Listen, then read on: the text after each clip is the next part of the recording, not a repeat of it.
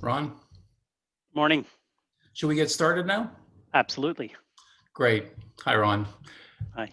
Greetings. I'd like to welcome everyone to this interactive webinar. My name is Rick Gosen. My own background is in law. I studied law at McGill University in Montreal and also at Columbia University in New York. I worked for a law firm in Hong Kong and have taught business law at the university level for a number of years.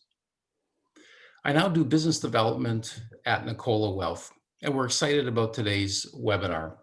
Today's webinar is titled 5 Key Financial Strategies for Lawyers in a Post-COVID-19 World. So this presentation will be targeted specifically for the concerns of lawyers. Our firm has a lot of experience working with members of various professions, including the legal profession. Before we get started, I'd like to go over a few housekeeping items, and then Ron will get started with the presentation. You'll notice at the bottom of your screen, there's a Q&A feature and a chat feature. The Q&A feature is where you can pose your questions. This is an interactive webinar, and our intent is to have you engaged as much as possible. So when Ron's doing his presentation, when you have a question, please pose that question. I'll be monitoring that chat feature and pose questions to Ron when there's an appropriate break in his presentation. We'll also have time for questions at the end of the presentation. So if you want to save your question for the end, that's perfectly fine. But at the same time, we'd like the webinar to be as interactive as possible. So we encourage you to submit questions at any time. As a reminder, we're planning to go for 60 minutes. And we've got a lot of material to cover, but we'll get done what we can in 60 minutes. And if there's anything that's left uncovered or questions unasked, we will be happy to follow up with you. The chat function will be used by our organizers to communicate with all registrants directly in case there's any information that's of interest to you. You can look at the chat function. Please note that today's presentation will be recorded. So if you want to re-listen to parts of it, you're able to do so. At this time, it's my pleasure to introduce my colleague, Senior Financial Advisor and Regional Director for Ontario for Nicolas Wealth. Ron? Thank you, Rick. Good morning and good afternoon, everyone. Today, we're going to take you through some unique pieces of specifics for lawyers, but a quick slide on ourselves. Been around since '94. We're an investment counselor right across Canada. We have offices throughout. We manage a little over $7 billion for our clients and on behalf of clients. And our focus is on private wealth management. And specifically, it starts with the integrated financial advice for professionals, executives, and business owners such as yourselves. Quick agenda for today. We're going to start off with why you need a plan, and we're going to go into specifics on each one of these. Talk about why tax planning is not dead in post-TOSI world. Talk about why insurance is important from an income planning perspective. Keeping in mind that cash flow is king, and that's really important. And at the end, we want to give you one thing to take away today that certainly we'd like you to work on. So why do we start with planning? And why is planning always number one thing? And that's because before COVID-19, legal profession was unaffected. You kept earning, you came into work, you saved, and hopefully you wanted to monetize and were able to monetize some of your life's work at the end. But after COVID-19 or post-COVID-19, if you will, there is no normal anymore, just adaptation. We don't know when we'll get back to whatever normal was. At the same time, certainly in March and throughout, we've seen earnings and some savings takes a hit. Valuations of your practice may have dropped and terms may have changed for the sale of that. We can address that a bit later. The other thing to keep in mind is what if there's a second wave? What is going to be the impact to your practice? So what is financial planning? Really, it's an organization. It's like a legal brief. You take this messy fact set, you put it all together, and you put it into this beautiful timepiece and make sure that everything is working and interconnected well. And so when we talk about comprehensive planning and what that means, it does have to be integrated, it is meaningful, and it has to be fluid. It cannot be stuck in a drawer and kept there. You've got to go back to it. And yes, retirement income modeling is a part of it, and you do need to move beyond the traditional stocks and bonds, but there's so much more to it. And it's whether it's collaborating with your accountant, business succession, philanthropic planning, it really is meaningful. So let's talk about planning. What's your bucket list priority? Throughout your life, you're going to have desires, needs, wants, regardless of what stage you're in, whether it's a lifestyle, whether it's travel, whether it's a recreational property. All these things are really tied into one thing, and that is cash flow, both your business and your personal cash flows, because cash flows are something that we spend a lot of time as an organization following and ensuring that we have great handle for our clients, both on their personal and corporate cash flows and also on their portfolio cash flows. Those are very key. So let's look at how we integrate all of that. We call it our workbook. It's a digital financial plan. As I said, most financial plans that you might get in the industry are static. They're paper-based. Think about our business plans and our financial plans that we may have drawn up last year. Nobody foresaw COVID. Nobody saw some of the fluid situation that was going. And this is why it's important to have a digital financial plan that can continue to be updated on a regular basis as circumstances change. Hey, So you Ron. take, yes. Ron, at this point, if I can just point out to people that, of course, we realize that some of the text may be a bit hard to read. So you can adjust your screen at your home office so you can get a larger display of the screen and minimize myself and Ron. At the same time, we've decided to have this detailed information because the PowerPoint will be available later. So we're well aware that you may not be able to read every last detail, but you'll be able to get the PowerPoint later. Sorry. Very good, thank you. So what we highlight in our plans is we list the assets, we list the liabilities, you get a total net worth. And while the net worth is important and allows us to see how that asset allocation is set up amongst the different asset classes, what we really want to focus on again is what those retirement savings looks like, what the cash flows are to sustain those retirement savings. So it's really important for us to continue to look at that. When we talk about retirement savings for our clients, it does not include their house. We look at financial independence really as exclusive of their property. It's really important to have that. Now you look at those savings, and you've got to relate it back to those things we talked about, those bucket list items, if you will, because if we have an understanding of what variables there are, whether they're at current age, retirement age, how many years you may be in retirement, what your average tax rate might be, as well as the desired income in retirement, we can start to look at different variables and work back and reverse engineering what your real rate of return is going to be, or required rate of return should be, and what the required rate of savings. So if we have those timelines, if we have some cash flows, we can reverse engineer a lot of that and start to look at what changes we have to make, what levers we have to pull working with you in order to achieve some of those objectives. Are there gifts to family? Okay, well, we'll put that in there. Is there a recreational property you want to look at? What kind of travel do you want to do in retirement and while you're working? Those are all cash flows that we can put into the model in terms of what the family legacy should be. One of the most common questions we get, of course, is how much money can I spend?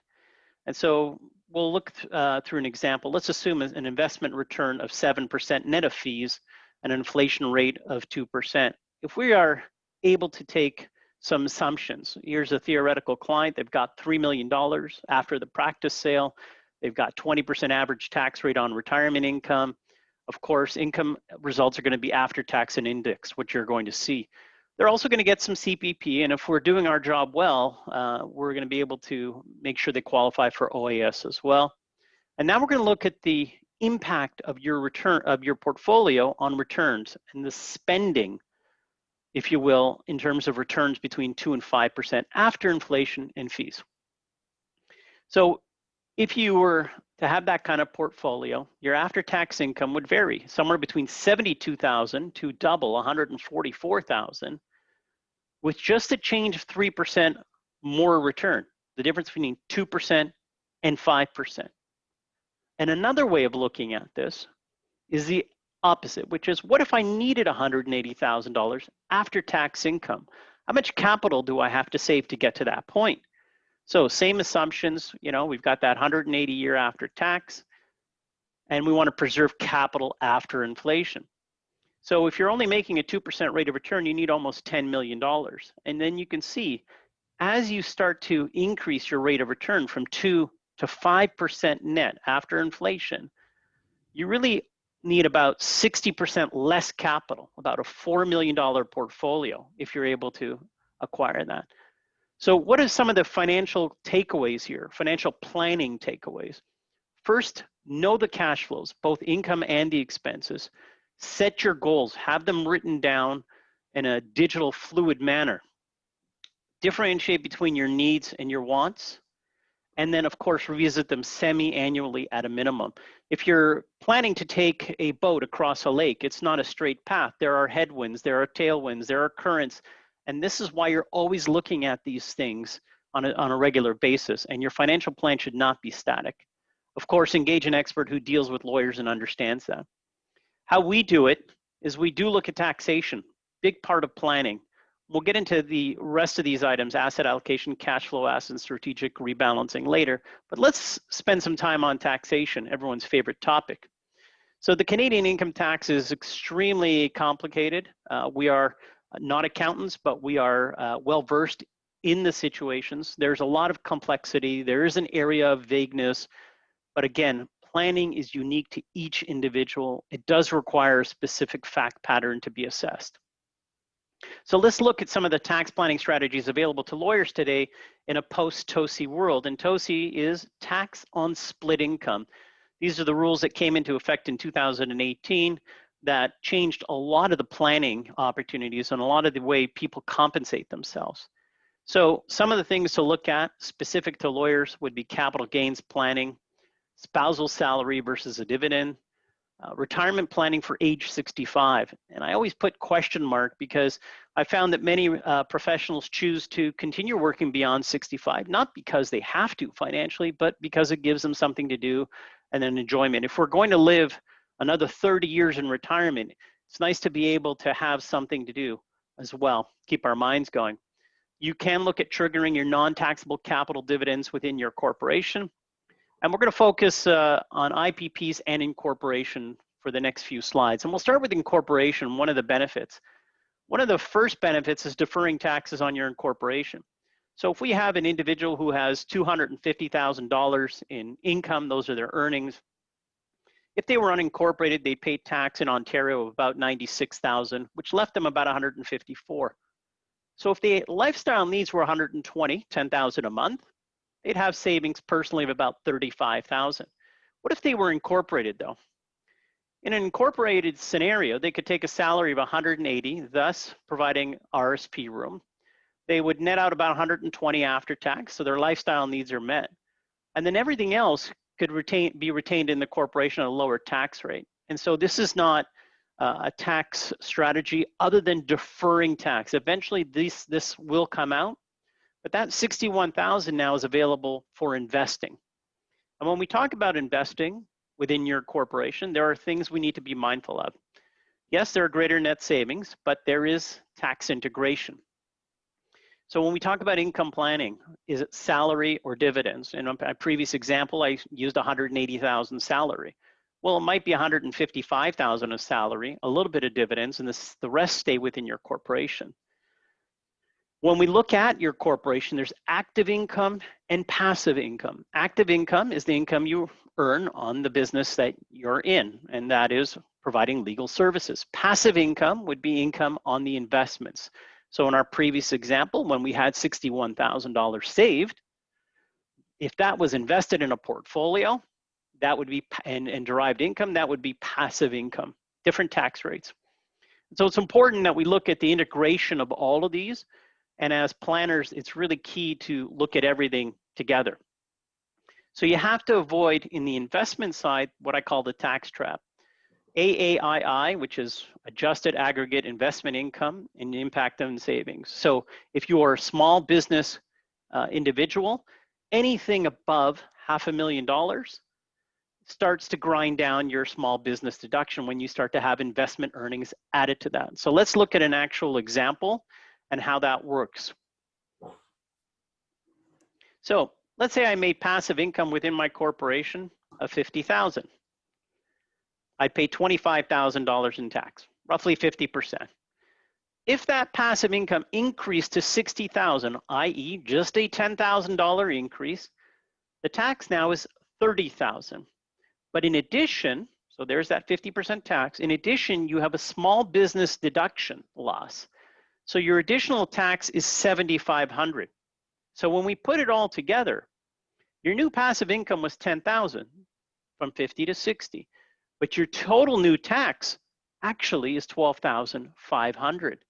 And so what ends up happening is 125% of your new passive income is taxed. So if you have passive income within your corporation and it rises by $100,000, your corporate taxes will increase by 125. And that's why it's important to have somebody who understands the integration of your cash flows between your corporate and personal lives. So that when you have AII, what are some of the strategies you can use? You can use an IPP or an individual pension plan or a retirement compensation arrangement, which allows you to eliminate a lot of the tax on the large corporate gains. So one of the things that's also great about this is when you sell your practice, there may be opportunities available to you to additionally fund your individual pension plan.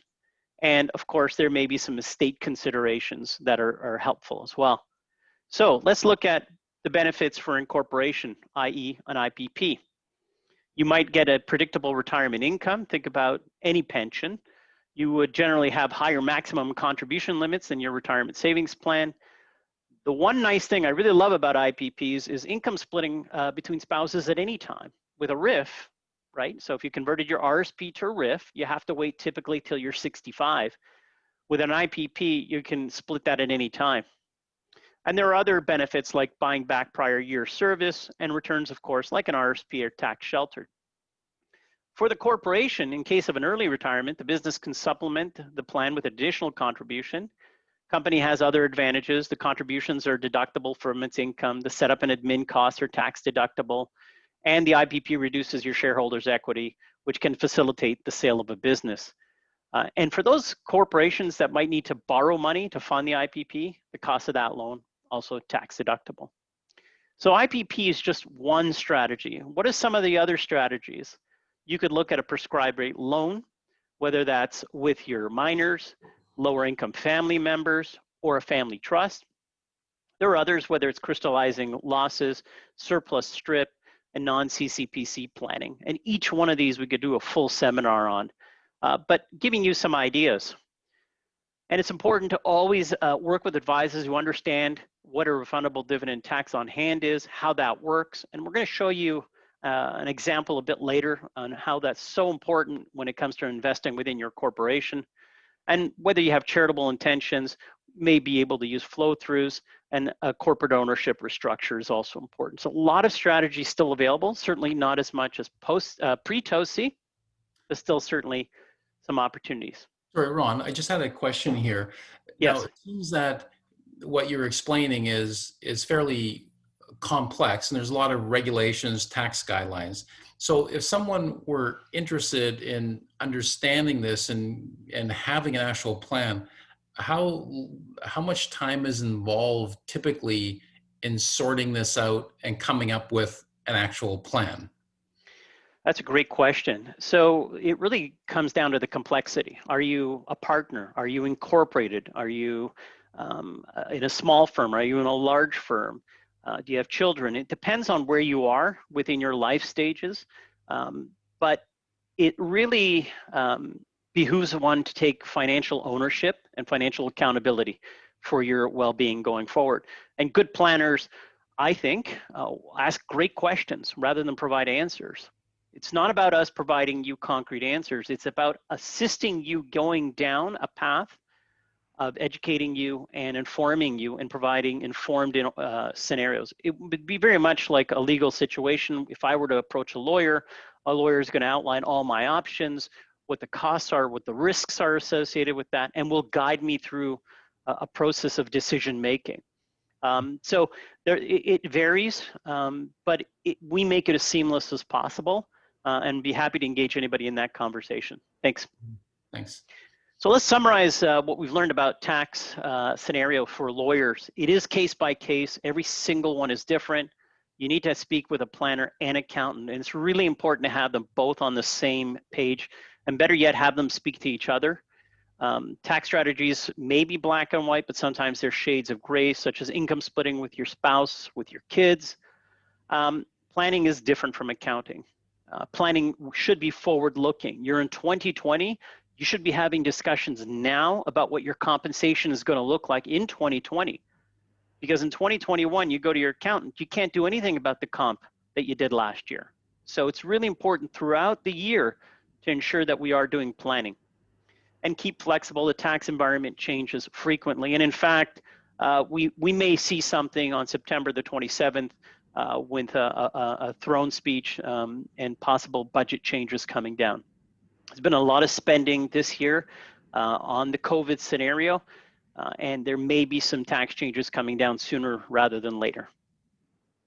Let's look at insurance, everybody's favorite topic, but there are benefits to insurance within your corporation, and it's quite important to look at insurance. And insurance typically is to mitigate risk, whether that risk comes from death, disability, illness, or taxes. But it's really important to ensure that what policy you have in place is in the right bucket. So if you are incorporated, do you put your life policy in your corporation? Possibly. But if you're planning on selling your corporation, that may be a problem. So again, we want to look at these things. Whole life, for example, versus term. Those are things that we can look at. Disability, you typically want to hold that personally. In critical illness, it depends. There may be income splitting opportunities there. But one of the nice things about some insurance policies is it can provide cash flow from your insurance in retirement. So I'm speaking particularly about permanent insurance, and there are ways to incorporate that. Finally, if you are an individual who works with a group plan and you have some benefits, it's really important to coordinate your benefits, your personal and benefits with maybe a group plan. Also, very important to note, if you are retiring, there may be a possibility of porting some of that insurance without a medical. Many people, as they age out, they become uninsurable, but may have a need for insurance. So it's really important before you cancel any insurance or retire completely, look at some of those opportunities. So Ron, there's a question here regarding whole life insurance. Could you comment on, is there any most common route pursued by lawyers? Like, for example, is whole life a common option? Great question. So it depends on where you are in your cash flows. So let's take it back to cash flows. If you're young and starting out, maybe you're just starting out your practice, your cash flows aren't there, you might want to get cheap term insurance. Again, as you start to build up your cash flows, working with your advisor, you may switch at some point to a permanent insurance, whether it's whole life or universal, because they do have some benefits to you in later years. And they may be more expensive earlier on, but typically there's certainly a lot of availability. And again, if you're not planning on selling the shares of your corporation, something I'm going to look at in a moment, you can pay for those that insurance through your corporation with cheaper dollars. And so let's look at that piece, selling your corporation. So is the value of your corporation based on the assets, previous transactions, future cash flow, or normally it's based on EBITDA, which is earnings before interest, taxes, depreciation, and amortization. So it depends. The research that I've done has shown that currently the values of your practice, your legal practice, are somewhere from 1/2 to 3 times your EBITDA. So when you're working with your advisor and you're working back to your workbook, you know what your cash flows are, you know what your EBITDA is, you now can project roughly, conservatively perhaps, what is going to be my monetization. So I'm going to sell my practice. And at that point, you need to consider whether it's going to be an asset sale or a share sale. A share sale allows you to access what we call the LCGE, or a lifetime capital gains exemption, which essentially allows you on the first $884,000 to get that out tax-free. So it's really important that you do engage advisors who understand the differences between asset sale and share sale, and what you need to do within your corporation to ensure that it qualifies for a share sale. There are things that you need to do to set it up in advance of a sale, and at least 2 years, minimum at least 2 years in advance of that sale. So I talked about it again. I'm going to remind you, you have to be careful with your insurance policy. If you have a permanent insurance policy within your corporation and you want to do a share sale, it can be very problematic. And so that's why you got to work with your advisor and understand where that insurance policy should be held. So let's go to investing within your corporation. Another benefit to being incorporated, your corporation will be the single biggest creation of wealth, and it comes from what you do daily because of the ongoing cash generation, again, cash flows, the monetization of your practice. These are things that will generate your wealth. It's not about how much you're going to make, it's about how much you keep in your pocket after tax, after all fees. And capital preservation really is the key to keeping and growing your money. And we want to avoid that tax trap that I talked about earlier. So one way to do that is in terms of how you construct and how you invest your assets. It's not just about being mindful of the tax trap, it's setting up your portfolio within your corporation. So if you go to, most brokers or banks or whatnot, historically they'd say, okay, you're conservative, moderate, or you're aggressive, and they'd give you some allocation between stocks and bonds. And depending on a number of factors, is it the right model? And certainly we would question whether it was ever the right model. So let's look at some academic numbers. The asset allocation for high net worth investors globally. And when you start to look at them, they all have something in common, which is an allocation to alternative investments or real estate. So they move beyond just stocks and bonds. And in fact, this just came out a few weeks ago. This is the Capgemini World Wealth Report for 2020. And you can see some of the things that are common. That high net worth investors globally only have about 30% invested in public or in equities in general, both private and public equities, with an allocation to real estate and alternatives. So let's look at why they do that. Why do institutional money managers and pensions, how do they invest? And so when you start to look at the Canada Pension Plan and their investments, they've got asset allocations to infrastructure, real estate, private equities, and their public equities tend to be the smaller of the piece. OMERS, another public pension, also invests in private investments. So when we start looking at the Ontario Teachers Pension Plan, you start to look at other investors and how they've performed, whether it's California's largest pension or Harvard Endowment Fund, and that they have done over the number of years. And their allocation to public versus private assets, you can see is very different than the typical typical allocation. So how does Nicola do it?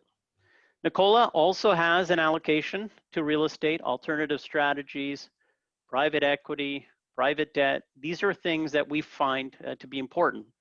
And you can see that our allocation to publicly traded equities is just under 30% currently, a little less than a third. Why do we do that? Let's step back and let's look at the world's wealth. How much is the world worth today? And it's about $228 trillion.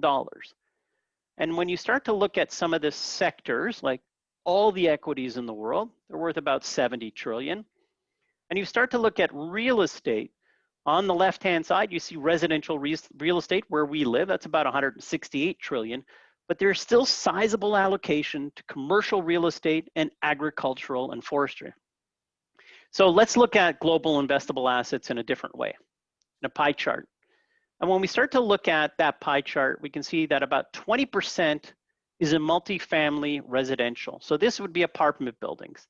11% in commercial, farm and timber makes up another 11, publicly traded equities, as you saw, about 23%, gold with a small sliver of 2, and securitized debt about a third. That's the global investable assets.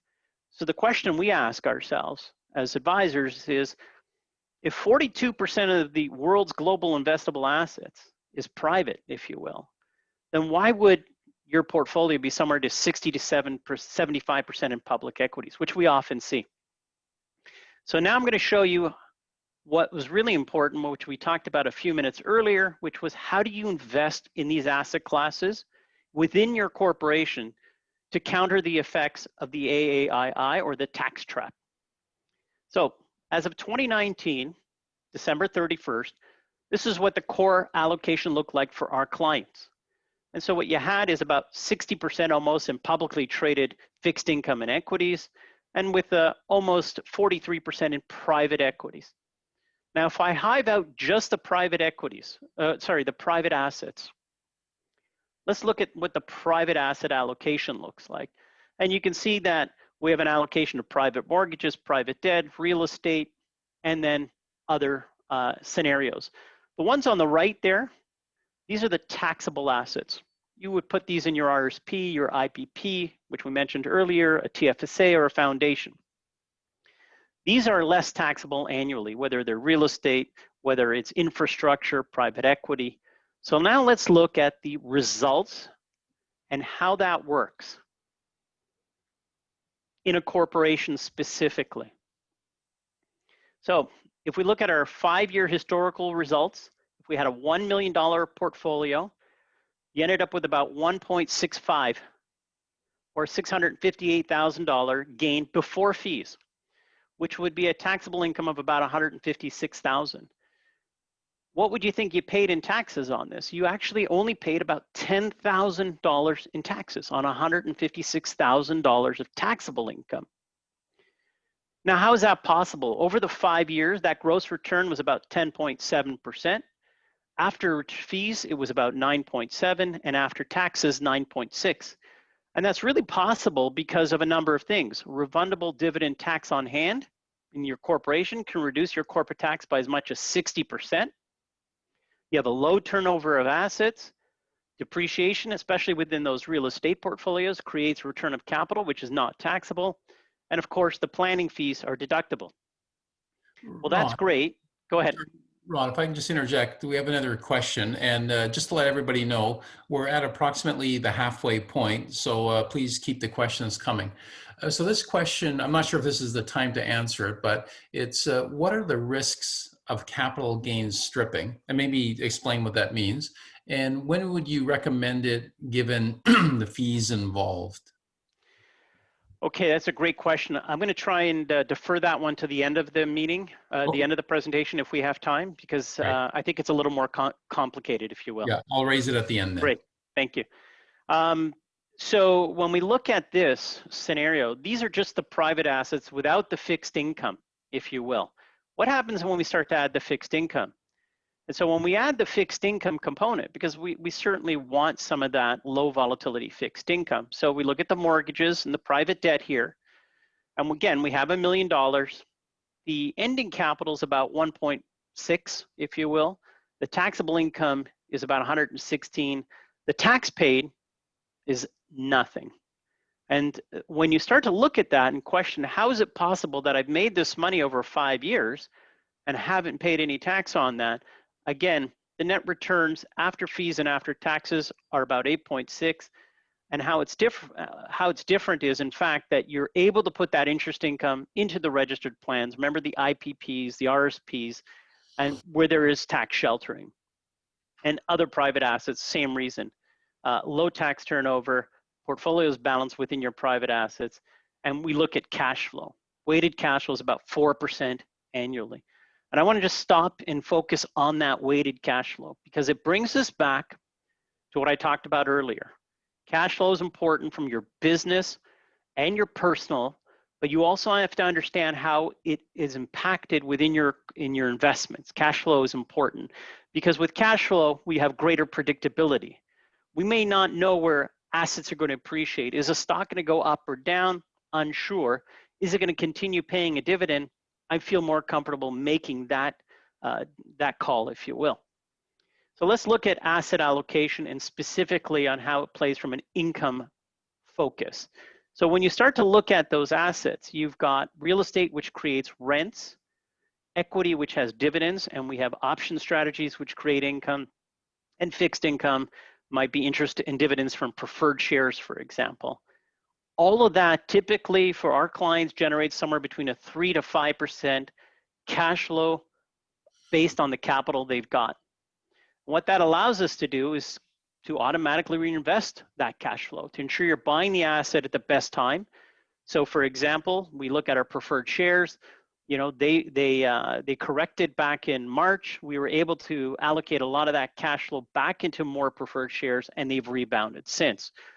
It also allows you to be more consistent, less volatile than the underlying asset price, which we talked about. If you're in retirement, it can be used to meet your lifestyle needs and avoid being forced to sell the assets in a bad market. And I think probably the one that's most overlooked, if you will, is smoothing out the return on more volatile assets. Emotion plays such a big part in a lot of investors. And if you don't see a lot of volatility, it allows you to be a better investor. And part of what that means is being strategic in your rebalancing. We will have, here's an example, a period of time where you start with an allocation to these 4 asset classes. And over time, some asset classes will appreciate relative to others. And what should be happening on a regular, consistent basis, at Nicola, it happens at a minimum every 90 days, but you should be doing this frequently, is paring back some of the appreciation and being able to reallocate that and get better results by rebalancing strategically some of those asset classes by using reinvested cash flow. So at Nicola, because we have 2 planners who review the portfolio on a regular basis, and we review it every 90 days, the targets are really customized on each client's portfolio and plan. So what did this translate to for clients over time? All of this information is on our website.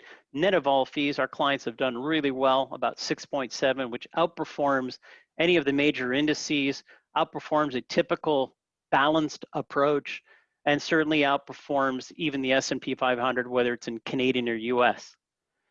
But the thing we're looking at when we look at performance isn't the net number, it's how we've done along the way year by year. And so this is the last 20 years from 2000 to 2019. And you can see the approach that we take is to ensure that you're not losing money. Right? In most years, we have kept with or surpassed that balanced approach. And when we did have a negative year, like in 2008, we certainly didn't have the kind of year that other portfolios would have experienced, which allows us to preserve capital. And again, we have that cash flow coming in to reinvest on a regular basis. So what are some of the key takeaways I'd like you to think about? I want you to think about this as a lawyer, and I want you to think about the advice you would give your clients if they were coming to you. You would probably tell them to be conservative and not emotive. You know, people are passionate, they're coming to a lawyer, they want retribution, they want justice, they want help. It's important to remove the emotion and start to use some of that logic. We would use professional advisors in this area. You would use, do your homework. You would gather all that information, and then you would bring a support team together. That's your accountant, that's your planner in this case. And it's no different from a legal perspective. We'd ask you to think about the same thing from a planning and investment perspective. And I want you to think about being the 40-year overnight success. I don't want you thinking about hitting a home run. There's no shortcut, if you will. Think about everything as a 40-year cycle. And it's the little things that you do over that period of time. One small thing is, as you start to increase your income, which you will over time, think about just saving 1/3 of that increase in income. Of course, we want to reward ourselves. I'm making a little bit more money. Maybe I want a better car or a bigger house or more trips.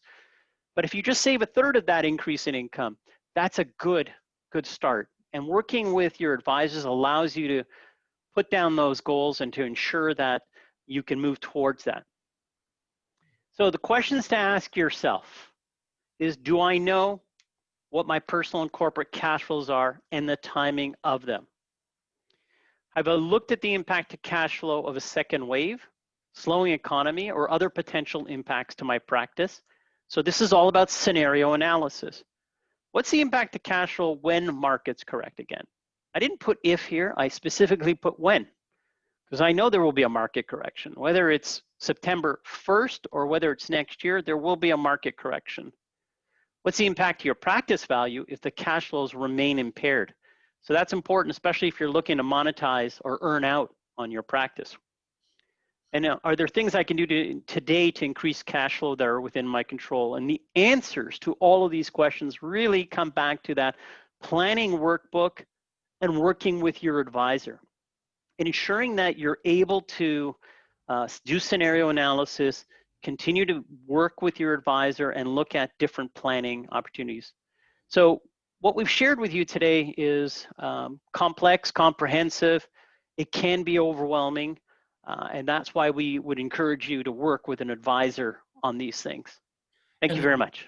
And thank you very much, Ron. And just the last point to re-emphasize that, you talk about a workbook. So maybe just talk about why a workbook. It seems so logical and reasonable, but of course a lot of individuals wouldn't have an actual workbook. So just talk about like this idea of working the plan. What is that? Great. So you start with where you're currently at today. And those are knowns. I know what the cost is of certain things. I know what my cash flows are going in and out. And then you start to project. So I have 4 kids. I want to send 4 kids to university, maybe private school. You can start to put numbers behind that. You can say, okay, each kid going to university is going to cost me, use a number, $20,000 after tax every year. I know the ages of the kids. I know when I would anticipate that they would be going to university. So other things, I want to buy a retirement property. I want to retire. Whatever those things are, they all have 2 things in common. One is a cash flow, either incoming or outgoing, right? So incoming might be I'm going to increase my billings over time. So I've got increase. Or I'm going to retire, so I'm going to sell my practice as an incoming cash flow. There might be inheritances. Those are cash flows, and if I know what those numbers are and a future date, I can reverse engineer based on that and say, okay, in order to achieve whatever objective I've got, I can now know I have to save X, I have to save Y. And I can spend Z, whatever the case is. Now, it also allows you, that's a static approach. And that's typically where most plans fail. Here it is, it's a financial plan, it's done, and it sits in the drawer. And the moment you've gotten that financial plan, it becomes outdated. As I said, end of last year, if we did a financial plan for you, or you did a business plan in your business, how many of us put in there, what happens if we have a pandemic and we have to shut down for 6 months? Nobody would have foreseen this. So that's why it's important to continuously look at scenario analysis, go back and work with your advisor and say, okay, now that cash flow is impaired, maybe I was making 400,000, now I'm making 200,000. So what do I have to do? Do I retire later? Do I retire with less money? Again, these are questions that people will have, and having a digital fluid plan allows you to start to do scenario analysis, and that's the key.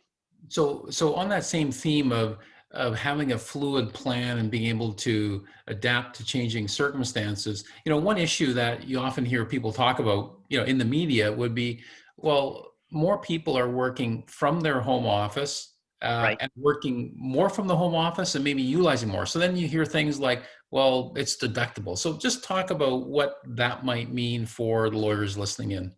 Great. So if you've traditional law practice, maybe you've got an office that you go down to, and you may have a place at home as well that you work from. You might work there once or twice a month kind of thing. And you might be working with your accountant. Remember, we talked about shades of gray to look at deducting some of the home office expenses. Well, what if you haven't gone into your office for the last 6 months, and now your home and your home office is where you work from? Well, you have these fixed expenses that you're still on the hook for, your office rent and so forth. In addition, you now have additional costs that you likely would be able to deduct because you've now had to work from home. So if the house, the office that you're working from in your home is 20% of your house, for example, and you have a mortgage, that mortgage interest might now, or 20% of it might now be deductible. The utilities and so forth. Again, it's important to work with your accountant on a number that you're comfortable with in terms of this. I suspect that CRA next year will get hit with a lot of increase in home office deductions. And again, if you are, whether you're a self-proprietor, unincorporated, it's really important to get some good accounting guidance on this. So there's another question here, and I think this will be of great interest to everyone listening. At Nicola, we work with a lot of professionals, including lawyers. So what is the biggest, or what are the biggest financial planning mistakes that you see lawyers make? Oh, biggest mistakes. Okay. I would say that probably the biggest mistake is that they fail to integrate their personal and corporate planning. They look at them as one of two things. They look at them either as one bucket. You know what? I'm going to borrow from the corporation because I need to do something. I want to finance buying a bigger house, or I'm going to do these scenarios. They don't look at them in an integrated fashion. So yes, it's important to look at them separately because they are different buckets from a tax perspective, but it's really from a planning perspective that you need to look at it in an integrated fashion. You need to look at both the personal and corporate planning because they do impact each other. Specifically if you've got savings and investments within your corporation. Right. No, that's great. So we've got around 13 minutes left, so we're right on track, and we've got a lot of great questions we're covering. So one question that comes up is, let's say you're listening to this presentation and you think, wow, I'm now in my 50s or early 60s. I've got maybe 5 more years I want to work. Is it too late to come up with a plan? So what would you say about people who maybe are in the home stretch of their career, and like, what can they do to get their plan in place for retirement? I'd say that those who are in the home stretch of their career are probably in the sweet spot for planning. And part of the reason is you typically have more complexity at this point. You have more opportunity because your income is greater, different sources of income. And if you still have some years and earning years, you can start to look at compensation planning. You can start to look at exit planning. There's a lot of opportunities from a succession planning perspective. But even if you were fully retired, there's always opportunities for planning because of tax codes are always changing, and we're always going to have to be both proactive and reactive depending on what the situation lends itself. So for example, in today's presentation, even if you're fully retired, portfolio construction can reduce your tax drag. So it's not about, do I have the right asset mix in the right location? It's even within the asset mix. Do I have the right construction, portfolio construction of private assets? Are they yielding a return of capital, which does not, attract a tax rate of any kind? So those are the things that good advisors will help you with. So that relates to another question. Of course, in this post-COVID environment, people have seen, in some cases, their portfolio values drop significantly. And so then people are thinking, well, what is a safe haven? So what can you say to people who, it's this typical balance between, I want to get a decent return, but I want to get that with minimal risk. Like, what do people do? So if we're looking for safe havens in the COVID environment, really the best investment's always going to be your legal practice. This is what I talked about being a 40-year overnight success. Continue doing what you do well, have those cash flows. That's a private business. Those are private assets. And so that dovetails very well into why we as a firm love private assets. They provide stable cash flow. It's not tied into public markets. And so while they're not safe havens, perhaps, there are always going to be some risks. I would encourage each one of you on this webinar to listen to a webinar we did yesterday on real estate, and it's on our website. And we actually talk about how our real estate portfolio did over this last 6 months and what that cash flow allowed us to do during that last 6 months. And we, compared to the equity markets and the volatility that people saw there, our clients didn't experience that in the real estate portfolio. So, if you're retired and you're relying on cash flow and not the ups and downs of the market, private assets are a wonderful way to go. And of course, you can see the returns of the different funds from the COLA on our website. So it's all there. We have time to get back to that previous question regarding capital gains stripping. So maybe just explain what that term means, and then address this idea of what are the risks of capital gains stripping, and when would you recommend it? Great. So capital gains. will typically cost you somewhere between $15,000 to $18,000 to put in place. And it really makes sense for lawyers and professionals who are doing somewhere between $300,000 to $400,000. And sorry, Ron, can you just define that term, just in case people don't know, like capital gains stripping. What is So that? it allows you to recharacterize income into a more favorable environment, if you will, and make it a capital gain rather than dividend income. And when you look at the risk of that, the tax lawyers that we work with, and again, we love lawyers, the tax lawyers we work with rate the risk is very low, maybe 2 out of 10.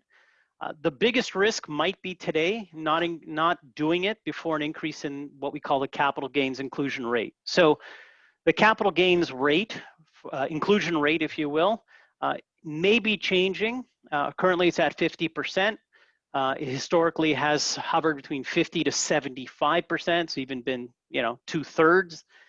It has come down in previous years, but if you look at the situation we're in right now in Canada, where we've, have $343 billion deficit as a result of all this COVID spending, and it has been important to spend that money, but how do we pay for that? Well, if we're already at 53% top marginal tax rate right across Canada, it's hard to keep getting more out of that bucket. One area that's very easy and typically hits the higher bracket, if you will, is capital gain. So a capital gain, of course, you bought a stock at $50, it's now $60, you made a $10 gain. Today, you'd only be including $5 of that in your tax return. If capital gains inclusion rate goes to 75%, now you're including $7.50 or 25% additional in a capital gains. So what we're worried about is that capital gains inclusion rate going up, and that makes capital gains strip even more problematic, if you will, may not be as useful at that point. So again, there is no perfect answer, and there's no perfect situation. I think I said it earlier, it requires a specific fact pattern. So it's about saying, okay, here's my current situation. Right. Right. No, that's great. So we're getting down to the last few minutes. So I have one takeaway I'd like to point out, and then if I'll pass over to you to provide a final takeaway, and then I'll wrap up. So the one thing that occurs to me, having a legal background, having worked in law firms and knowing a lot of lawyers over the years, is that you always hear lawyers, complain a bit about being a slave to the clock. What you have to offer to people is your time. You're billing your time, you're watching your time, and to a large extent, you generate more income by just cranking out more hours. And there's just these levels in law firms of what I got to crank out. So what I've seen is the lawyers who've done well are ones who actually manage their affairs well and have their financial plan working long-term. And in a sense, the wonders of compounding returns. It's such a cliche, but it's so true. So you can get lawyers who are actually not overworking themselves, but have their plan working for them. So to me, the number one takeaway is, lawyers, I think when you have a legal background, you're used to charging for your expertise and then looking for people who are experts in their field. So I just encourage people to look into how they can, their financial future will not be secured by putting in more time and almost working themselves too hard, but rather through good planning. So Ron, if you can just provide one last takeaway, and then after you're finished, I'll just do a quick wrap. Maybe the last takeaway is to build upon what you just said, which is leverage. And I don't mean in the sense that you should go out and borrow to invest or anything like that. Leverage the expertise and the people around you. So if you're a part of a practice, whether it's small or large, and you're billing out at X, one of the best ways, of course, to increase your income is to farm off some of the less onerous work, if you will, to junior lawyers. Junior lawyers are going to bill at a different rate, and they can do a lot of the prep for you in terms of the legal brief and so forth. And then when you're in front of the client, you're adding the value. So you do have, when I say leverage your resources, you have resources around you. This is the same here. You have an accountant. Are they being proactive, not reactive? Are you asking them to be proactive? Is your advisor, your planner, your insurance person, are they all, and your estate lawyer, all working together? Or are you the one who's working them together? Having someone who understands your practice, your business, and leveraging their resources, allowing them to be communicative, is probably the best thing you do. Leverage the people around you, and you'll get greater outcomes. Well, that's a great way in which to conclude. So I'd like to thank everyone for being part of this webinar on key financial strategies for lawyers in a post-COVID-19 world. If you have any other questions, of course, follow up with Ron or myself. There's also lots of information on our website. And as we mentioned, we do a lot of work with professionals, including lawyers right across the country. Once you leave today's webinar, you will receive a survey on the presentation. We'd be really appreciative if you can complete that survey. We welcome your feedback. You'll also receive a follow-up email. Ron alluded to a number of the resources we have. We have a lot of great webinars and regular information that's distributed to clients, so we believe that will be of value to you. And of course, we do other webinars, so if you get future information from us, you'll have an opportunity to be part of those. So on behalf of my colleague Ron and myself and Nicola Wealth, we thank you for being part of this and look forward to staying in touch. Be healthy, everyone. Okay, see ya.